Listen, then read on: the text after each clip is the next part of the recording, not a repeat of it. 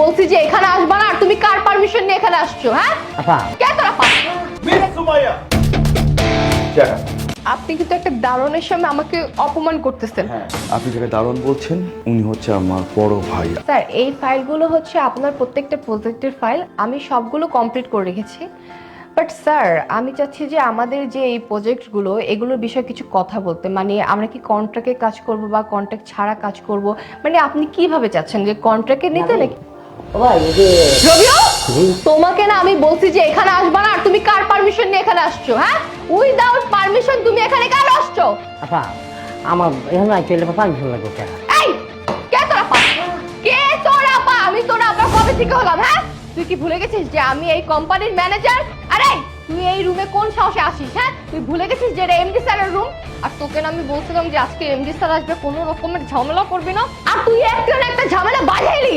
আজকে তোকে আমি এই অফিস থেকে ঘাট ধাক্কা দিয়ে বের করে দিব। মিস সুমাইয়া জায়গা জাস্ট জায়গা।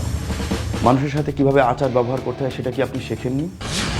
আপনার পরিবার থেকে কি এটা শেখায়নি, নাকি স্কুল কলেজ থেকেও এটা আপনি শিখে আসেননি?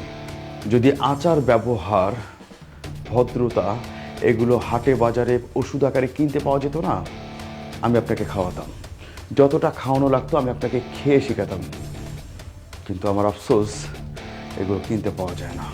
স্যার আপনি কিন্তু একটা দারোয়ানের সামনে আমাকে অপমান করতেছেন। আমি অপমান করছি কারণ আপনি অপমান হওয়ারই যোগ্য। আপনাকে শেখানোর জন্য আমি জানি না আর কি করা লাগতে পারে। শোনেন, আপনি যাকে দারোয়ান বলছেন উনি হচ্ছে আমার বড় ভাই, আমার আপন মায়ের পেটের ভাই। স্যার একটা দারোয়ান কি করে আপনার ভাই হয়? এইটা আমি বিশ্বাস করতে পারতেছি না। দারোয়ান কি মানুষ না? উনি কি অন্য কোনো প্রাণী? তার কি কোনো ছোট ভাই থাকতে পারে না? এবং সেই ভাইটাকে বাবা মার আদর যত্ন দিয়ে লালন পালন করে তাকে সে বড় করতে পারে না? সমাজে ভালো একটা অবস্থানে একটা দারোয়ান নিতে পারে না? একটা অফিসের এমডি করতে পারে না একটা দারোয়ান? শোনেন, আমার এই দারোয়ান ভাই অল্প শিক্ষিত হয়েও তার ছোট ভাইকে সুশিক্ষিত করে বড় করেছে। আপনার মতন বেয়াদব তৈরি করি। আপনি এখন আসুন, আমি পরে আপনার সাথে কথা বলবো। It's okay, please. ভাইয়া সর। ভাই কি দরকার ছিল? হ্যাঁ আমার লেগে ওই ম্যাডামের মারা, হ্যাঁ ওনার কি মনে করবো কত ভাই? আমার সামনে তোমাকে হাত পুষে তোমাকে অপমান করতেছি। না বিয়েতে আমার কোনো কষ্ট নাই, কোনো কষ্ট নাই। তবে আল্লাহ কাছে আপনার স্বীকৃতি আছে ভাই, তুই আমার এই যে স্বীকৃতি যাই জায়গা দিছ আমার কলজাটা বেরো আছে ভাই। কেন দিব না ভাইয়া? কি বলো তুমি?